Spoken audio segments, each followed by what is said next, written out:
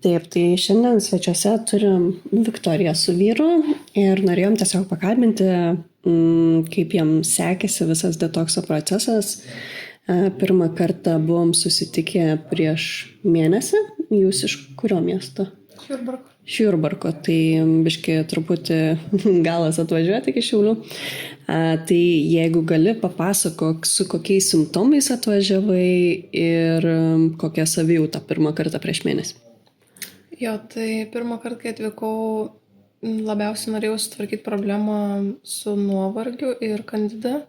Tai buvo tas toks nemalonus pojūčiai kaip niežulys, virškinimo problemos, ir nuovargis. Tai va, čia tokios pagrindinės problemos. Ir dabar iš tikrųjų jaučiuosi, nejaučiu tos simptomų kandidos grybelio. Bent jau kol kas tikrai nebejaučiu simptomų ir tuo labai džiaugiuosi. Energijos lygis dar atrodo galėtų būti ir daug geresnis, bet tikrai geriau jaučiuosi pati, nuotaika geresnė, koncentracija. Tai va, tuo atžvilgiu jaučiu pokytį. Nes ką jūs darėt, tai kiek pamanu, 2 savaitės buvo detokso programa ir 2 savaitės regeneracijos, tai realiai čia 4 savaitės nepilnai, ką jūs darėt. O Marijus, kai darė diagnostiką pas tave, rado daug ten pelėsio, man atrodo, grybų, virusų, nepamenu. Virusų gal ir pelėsio tik šiek tiek, dabar išvis neliko.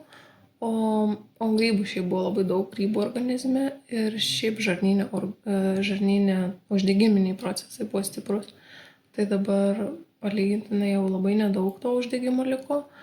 Tai va, ir tos lamblijos buvo labai daug, tai dabar irgi sakė nebeliko. Lamblijos vienaląsčiai dažniausiai trukdo ten visą kepenų veiklą, nes kaip pasakyti, užkemša latakus ir paskui visas virškinimas nebeveikia, nes tiesiog neprateka, kas reikia, kur reikia. Ir dar ką galiu paminėti, ką irgi girdėjau, kol darė diagnostiką, kad sutvarkius visą žarnyno veiklą, pagerėjo medžiagų įsisavinimas, tai viskas, kas buvo ten 36, 40 ir truputį daugiau, dabar jau kiek mačiau normose. Tai irgi... Jo, kalis, magnis buvo labai irgi trūko. Tai dabar tikrai visi tie rodikliai labai stipri, nelabai stipri, bet tikrai net nesitikėjau, kad tiek pagerės, kaip dabar pamačiau, kad pagerėjo jau. Jo, smagu, kad tiesiog per mėnesį visas tas, prasme, kad nereikia tam pusę metų kažką varg daryti, vieną papildą, kitą papildą ir visą kitą, bet tiesiog, kad matosi rezultatas prieš ir po 1 mėnesio stipraus darbo, bet gal gali pasidalinti, kaip jūs stipriai darėt, nes kiek žinom, jūs darėt ir kitas įvairias praktikas, tai ir sultis spaudėtės, ką mes rekomendavom, salierų ir viską, tai tiesiog ar gali trumpai papasakoti apie tą procesą visą? Mes viską iš tikrųjų kombinavom, kadangi yra motyvacija pasiveikti, tai viską kombinavom, ką galėjom, tai čia mityba, visokie salierų, sultis, vitaminai, tai čia yra tik vienas dalykas, ką darėm, o kitas dalykas yra poilsis, fizinis aktyvumas, kvėpavimų pratimai, darbas su vidum, su emocijom. Tai manau, kad čia visą, kai apjungia viską į vieną, tai būna tas rezultatas, dėl to toks per mėnesį atrodo toks staigus ir matomas. Girdėjau, kažkur sulčiaspūdžias vežėtės, ne? Jo, tai mes mėgėjai dabar kaip atostagaujam, tai šiandien tai prie jūros, tai į Šiaulius visur pakeliauti.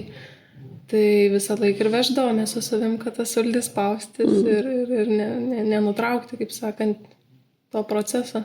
Tai va tik dar kartą įrodymas, kai tikrai norisi rezultato ir norisi įdėti pastangų, tai tu darai viską, ką reikia ir per atostogas ir nesvarbu, ar ten lyja ir sniegas ar dar kažką, tu tiesiog eini tikslingai ir darai.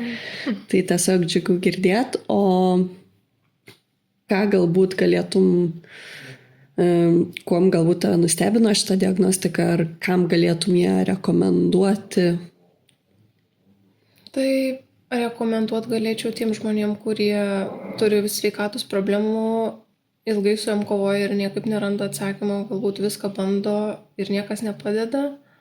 Ir galbūt šiaip turi įsitikinimą, kad tik tradicinė medicina gali padėti ir tie vaistai, kuriuos mes įpratę esam gerti, o tiesiog pabandyti ir tą kitą kelią, pabandyti kitus būdus, kaip šis, kuris man asmeniškai padėjo ir tikiu, kad galėtų padėti ir kitiems tikrai. Smagu girdėti.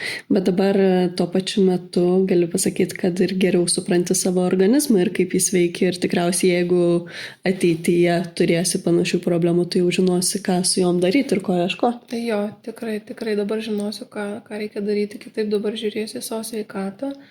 Ir šiaip turiu dabar daug daugiau motivacijos dar labiau gerinti tas organizmą, nes jeigu aš matau, kad per mėnesį galiu tokį rezultatą pasiekti, tai ką aš galiu pasiekti per metus laiko. Tai va čia klausimas, kurį turėtumėte užduoti visi. Tai ačiū Viktorija labai už pasidalinimą ir laimingos, sėkmingos kelionės toliau. Ačiū.